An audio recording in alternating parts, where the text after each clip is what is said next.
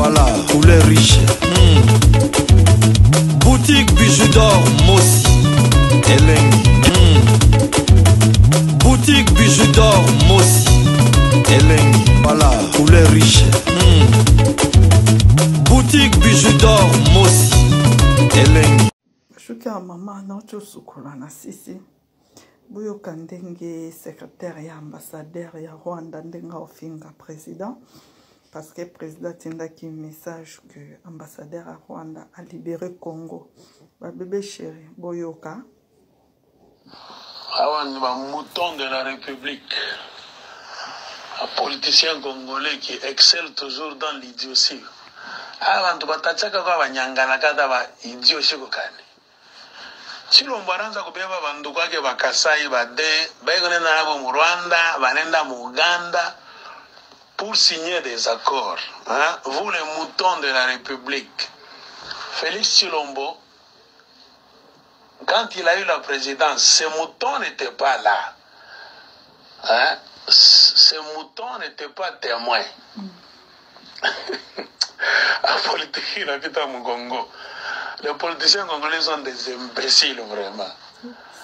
Tshilombo est devenu président, ils ne savent pas les tenants et les aboutissants, les raisons cachées, les secrets de Kingakate qui ont fait de Tshilombo président. Ces idiots moutons, la plupart d'entre eux ne savent rien.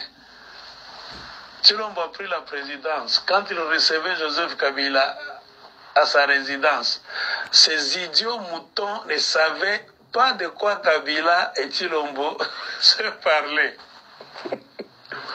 Tshilombo a commencé à fréquenter Kagame et Museveni. Tshilombo ne prenait pas ces moutons. Hein? Tshilombo allait avec un ou deux personnes, des Kasaïens, pour signer ces histoires avec Kagame et Museveni. Maintenant que ça le complique, hein, il ne dit même pas jusqu'à là, Tshilombo n'a pas su dire la vérité à la nation congolaise. Pas même nation, dit au peuple congolais, parce que nous n'avons pas encore atteint le degré d'être une nation. Nous avons des relations compliquées, nous les Congolais d'abord.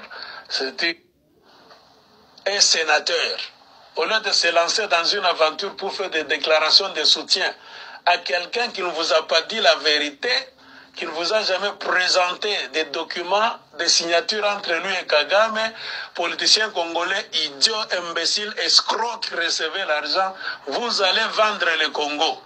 Et le voilà, il se lance dans des déclarations de soutien à un président escroc arrivé à la présidence d'une manière de magouille, un président qui est allé lui-même signer des accords à l'étranger sans informer même ses idiots députés nationaux, et même ces autres idiots là-bas, sénateurs, Congo et Koufa, Banyangalakata.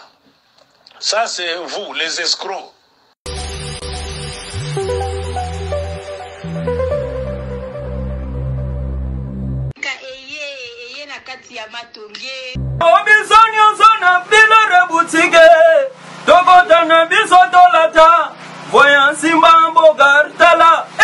Ezali nandenge na yo mwane balobi tokota lelo bisonyo zona bilare boutique tokota na biso tolata voyansi mambo gartala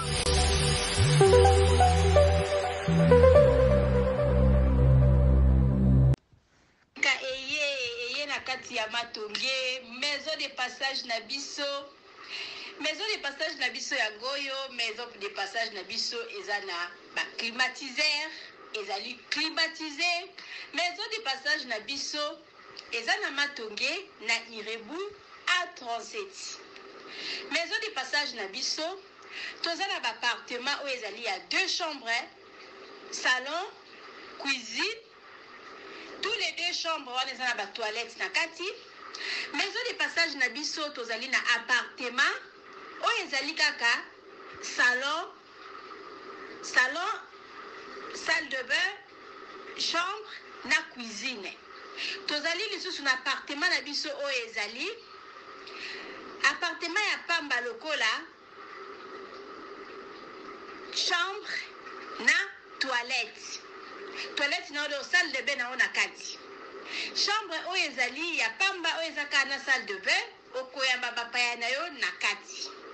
Chambre oyo ezali chambre salon cuisine salon ezali ya monene comme okoyamba bapaya na yo na kati comme okoki koyamba bapaya na yo libanda.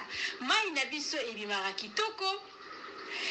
Courant na biso toza na balune ebele. Toza na groupe na biso soki courant ekei totie essence na kati ya groupe. Ndako na biso ezali sécurité, eza la sécurité ya makasi. Maison de passage na biso na matonge toza kobengisa bino. Mwana nyonso to ya poto. Benga numéro oyo ozomona. Réserver place na yo pona ozwa place na yo ya kolala. Na kati ya maison de passage na biso tozali na boutique. Boutique bazoteka ba du verre, bazoteka nyonso tu na kati ya boutique wana. Tozali lisusu na nini voiture autotie na disposition na bino batu bozoya na kati ya maison de passage na biso auto bengi yango Bidor. Contactez Bijou d'Or TV. Contactez numéro oyo moni, réservez place na yo. Ozwa place na yo avant parce que ba place na biso mingi eza kozala toujours occupé. Benga avant zwa place na yo okozala jamais déçu. Merci.